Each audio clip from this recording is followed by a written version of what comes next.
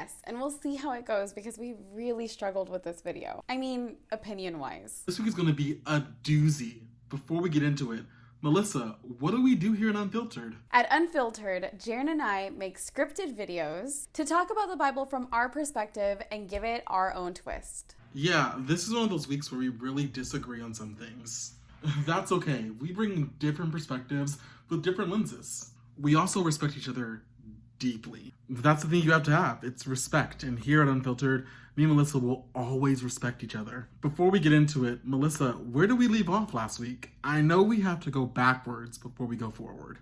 Yeah, we had gone back to the very beginning like you suggested in video number 1, which you should definitely go see if you haven't already. We got to revisit one of the classics of David and Goliath, and we got to see a little bit of David's upbringing and how it really brought everything together to make him the great leader that he was, which was actually last week's video. And now the plot thickens. Let's talk about David's relationship to the royal families. The David Diaries, Hunted Son-in-Law, a sequel to The Princess Diaries, coming to a theater near you. Oh goodness, friend.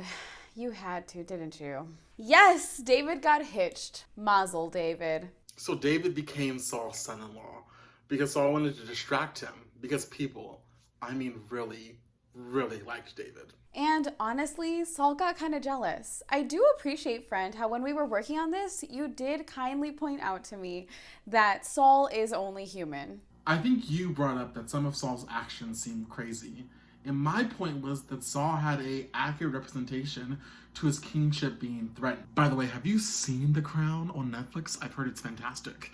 My point is that Saul was just trying to protect his crown. It may not be the most Christian response, but it's human. Let me give you an example. Let's say that you're a senior in college or high school and you've just been elected SGA president. And you think, this is great, I'm doing a great job, and then a freshman comes in and tries to take your title. We would be left out in the woods, so to speak. Did I just say left out in the woods? I've worked in Oregon entirely way too long. I know where you're going with this, and I see where you're coming from, but he had evil spirits, man. Saul was cray-cray. Like, we've had full-on discussions in my master's psych classes about whether or not Saul had schizophrenia. I think Saul, for sure, has his moments of craziness towards the end of his kingship.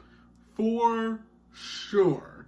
I just don't want to go as far to say is that Saul is unrelatable or that he is unknown and we can't put ourselves in his shoes. But Melissa, where do you see this craziness come out specifically? Hint, hint, there will be spoilers. I honestly see it with the evil spirits. The Bible does say and talk about how Saul had some spirits that were tormenting him. And that raises the question for me if Saul was in a constant mental health struggle. So friend, I'm really curious to find out, how do you find Saul relatable? I think we've all had things being threatened to be taken away from us.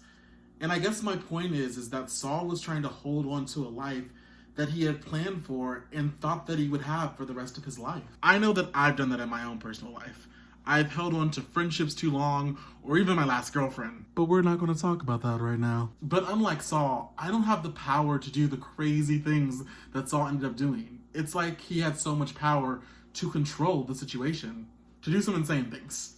Yeah, I could see that. You know, it's really crazy to me how people will do just about anything for status and power. I've been on this Netflix docu-series binge, and I happened to find Trial by Media. And I think that has been my most recent and prime example about the lengths that people are willing to go just to keep their fame and their power. But I can definitely see where you're coming from. Plus, historically, we do see leaders go crazy for power, like Nero and Herod, for example.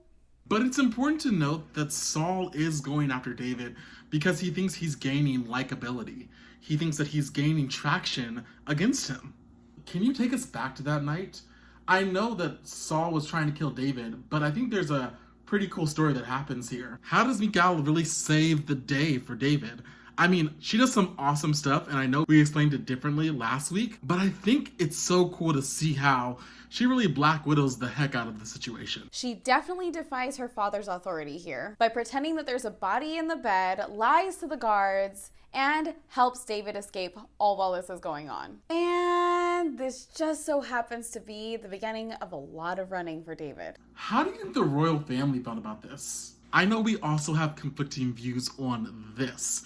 You think David is a part of the royal family, but I clearly do not. Okay. This is why. David is literally part of the family now. He has married in. Now, I'm not saying that he was close with every single member of the royal family, but I am saying that he was married to Michal. He worked for Saul and was his greatest champion, and he was best friends with Jonathan. I mean, by marriage, I guess. I think the point that this falls apart for me, or the part where I differently interpret the text, I do understand that sounds professory, and I am sorry.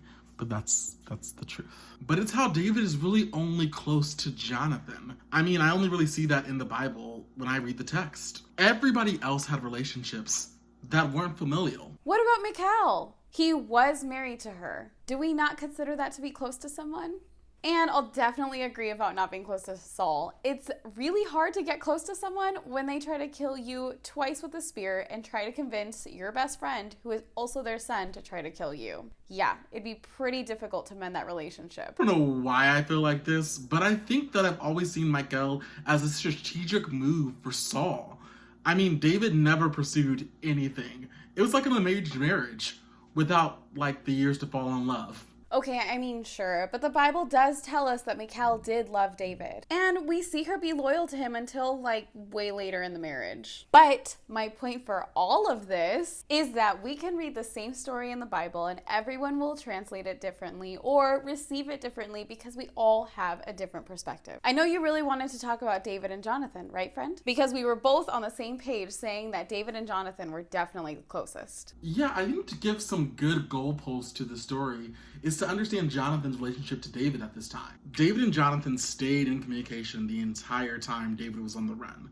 I mean, he was working for his father and still talking to David. Talk about a double agent. Hey friend, did you listen to that music video I sent you? I did. It's still not as good as Guy Love, but a worthy competitor. Yes, that is the one. I think of David and Jonathan as the greatest romance ever. Truly, like, even on the run, they were still super, super close. Jonathan was on David's side from the beginning. Talk about loyalty. And what's crazy about it is that Jonathan was giving up the throne. No, really, he was the heir to the throne, and he was just giving it to David. Talk about sacrifice in real relationship. I mean, he literally tore off his own royal robe and put it on David. He even tried to and succeeded for a little bit in gaining some peace between Saul and David. But their bond was deeper than that, right, friend? The Bible describes them as one. The only thing I was on with today was these sliders that I had for lunch. They were so good. They had like the cheese and like the onions and like the sauté, and it was on like a Hawaiian roll. Friend, focus. Food, I know, but focus. Sorry, back to the story. Jonathan's love for David exceeds so far beyond Jonathan's life. Their love for each other is so contained. It's so wild. It's like a wildfire of friendship. It's beautiful. But before we get there, and we'll get there in about 2 weeks, I think we should jump back to where we are in the story right now.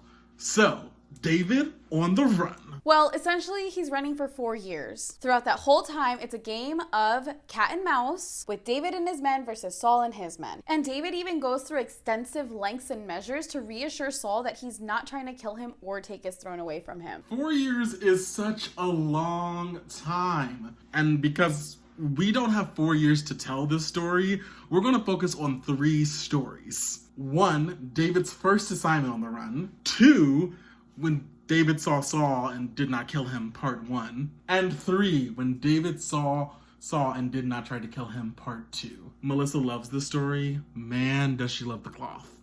Yes, listen, I think it is gold, absolutely great, that David literally gets so close to him to cut off a piece of his robe to prove to him that he is not going to kill him and not going to hurt him in any way. He could have killed him. Everyone was asking him to kill him, but he chose not to. And that's where we see David's awesome character, where he chose to be the bigger person. Before we get into that detail, I want to get into the detail of how David started his run. Who was David with? Who were the people fighting for him, and what did they do? The majority of this story can be found in 1 Samuel 21. David heads to the town of Nob, and we meet King Achimelech.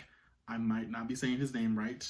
but I'm looking at it on the screen. Ahimelech, the priest. Ahimelech sees David and he's like, what are you doing here? You don't belong here. And friend, you had actually mentioned that this is where some of David's complex character development and his other colors start to show. Yeah, it's the first time we see David out in the wild. This story is crazy. It involves bread, sex, and David acting completely insane. Anyway, David goes to the king and he's like, hey, I have this special mission which no one knows about that Saul has sent me on, and I'm here to do things. And hey, by the way, my men that I have with me, they're super hungry. Do you have any bread? But there was something like super special about this bread, right, Melissa? Holy bread was meant for the priests, and the people who ate it had to stay clean. In this case, that meant being abstinent. And David tells the priest, yeah, I don't let my men have sex when they're out on mission. Which is ironic because of what happens with Bathsheba's husband. Oh, that David tried to get him to sleep with his own wife? Breaking his own rule? A man after God's own heart. Has a nice ring to it, doesn't it? And this is your favorite part of the story, right, friend? The very first plea of insanity. Anyway, David is like, I need a weapon for my mission. Do you have any weapons here? And guess what weapon they have? I love how Bible stories connect to each other. The only weapon that is around is Goliath's sword, which David used to cut his own head off. Pretty ironic, isn't it? The very first thing that made David a great warrior, here we are again, rewinding all the way back to the beginning. Then things go crazy. The people of Nob are like, isn't David the new king? Because of the whole Saul has killed thousands, but David has killed tens of thousands. David is not with this, so he decides to go insane. Like, literally insane. Doesn't something weird happen with his beard, Melissa? Yeah, he has straight up like babas coming out of his beard. And he starts like clawing at the gates and the doors. Full on insanity plea. He really took one for the team, man. Took one for the team. David is set free, and he takes the sword to Melissa's favorite story. I'm gonna let Melissa start this one out because she loves this story. She's gonna have a smile on her face. Look, it's right there. It's right there. There's a smile. I love it. It fuels my need for novelas. David and his men. Right, I forgot to mention that David had men with him. David had men. How many men did he have with him, Melissa? About 400 men. David has about 400 men, and he has some that advise him in certain things, like every king does. Well, they come up to find Saul in a cave, and everyone wants David to kill him. Okay, but the weird, funny, cool thing is, they find him peeing. This has to be breaking the bro code. I mean, it's like when a person is most vulnerable. You know what I mean? And it was all done to prove a point. David does something spectacular here. Some people might call it spectacularly Christian, but I think it's spectacularly brave. David, filled with Christ, spares Saul's life. Why does he do that, Melissa? Well, yeah, to me it's more like David respects God and the anointed position that God had in place and who he had placed there. Because he goes up behind Saul, cuts a little corner of his robe, and shows it to everyone to prove that he isn't willing to kill Saul because he is the anointed one by God. Technically, he's not wrong. It says precedence, because this happens again. Part 2! Samuel 26. Saul hears that David is camped out in Hachilah. Saul goes chasing after him. Doesn't find him, but David does see him. Saul goes to sleep. David goes up to him, steals his water jug and his spear. You seeing a pattern here? Then they have a confrontation, and Saul is all like, David, my son. Like, bro, you're trying to kill me. Stop it with the son stuff. Manipulation. For sure. And David, rightfully so, says, dude, why are you chasing me? Like, David wants answers now. And technically, this is the last time that these two men will see each other. But we'll get to that another time. Friend, I think it's really awesome that we see David's relationship with God really strengthen through all of this. We see David act in two ways here. Once out of fear with the bread, and once out of complete confidence with Saul. Spoiler alert, David's not perfect. I mean, he kills a man later in life, but even in its prime, even in the prime of his journey, it's so great to know that David made mistakes. Yeah, and yet we see God taking care of him in every single step of the way. And we definitely see God leading in his life. Remember, friend, the next time you have holy bread, don't have sex beforehand. Side effects could include the Holy Spirit coming to get that behind. Thanks, friend, for that reminder. I think it's great to see David, who was on the run and had to learn to trust God more and through it all. And I really love that it shows me that God cares about the little things and the big things in my life. With Christ, I have all the confidence that I need. So friend, what's next? Ooh, this one. Traumatic. And really shows us how messed up the family dynamic in David's family was. Honestly, the story makes me kind of sad. But there's some hope of a new king, a wise king. First one to guess who I'm talking about wins a prize. The prize is knowing that you were right. Wow. Yes, well, we get to see the darker side of David's family and the really, really bad ripple effects it had on the whole country of Israel. Be sure to catch us next week. By darkness, do you mean the darkness that came over your face when you talked about the weather? Because you can't go outside? Ugh, I am not about this summer weather. I need to live in Antarctica. You do love layers, and you cannot layer in 90-degree weather. Yeah, friend, it'd be rough in these streets. Anyway, thanks for joining us. Don't forget to click, like, subscribe, and ring the bell. See you next time.